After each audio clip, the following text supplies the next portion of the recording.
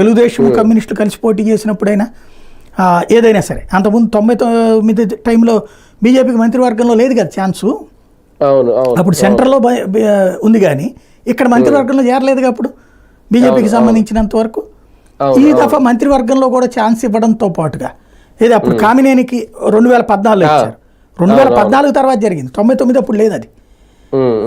కాబట్టి ఈ దఫా మంత్రివర్గం నుంచి అన్నిట్లో బీజేపీని తీసుకుపోవడం దగ్గర నుంచి ఇటు కలుపుకెళ్లడం అనేటటువంటి ఒక శక్తివంతమైన కూటమిగా ఉండాలి. దానికోసం కొన్ని త్యాగాలు చేయాలి. ఆ త్యాగాలకి తప్పదు. అదే సమయంలో ఒత్తిడికి కూడా జాగ్రత్తగా పెద్దరికపు పాత్ర అయింది ఇప్పుడు.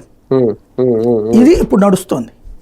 సరే, ఓకే, ఇది త్యాగం ఒత్తిడి రెండు టీడీపీ మీద ఉంది అని అనుకుంటే జనసేన విషయంలో ఎలా చూడాలి సార్? అంటే ఆయన పవన్ కళ్యాణ్ గారి కూటమిలో ఆంధ్రప్రదేశ్ కూటమి ప్రభుత్వంలో చక్రం తిప్పుతున్నారు అనుకోవాలా?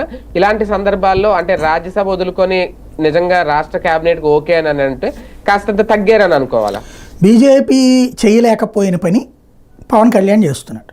కమ్యూనిస్టులు చేయలేకపోయిన పని పవన్ కళ్యాణ్ చేస్తున్నాడు. ఎందుకు అంటే పొత్తులో ఉన్నప్పుడు వీళ్ళు ఆయన పెద్ద ఆయన మాట వినేస్తారు. ఆయన ఇస్తానని చెప్పి ఇచ్చినవి ఉన్నాయి, ఇవ్వనివి ఉన్నాయి. సోమవీర్రాజుకి ఎమ్మెల్సీ ఇస్తానంటే ఇచ్చాడు ఆయన, మంత్రివర్గాలు ఇస్తానంది ఇచ్చాడు. కాబట్టి ఆయన వద్దనుకున్నప్పుడు పక్కన పెట్టేయగలరు వాళ్ళు.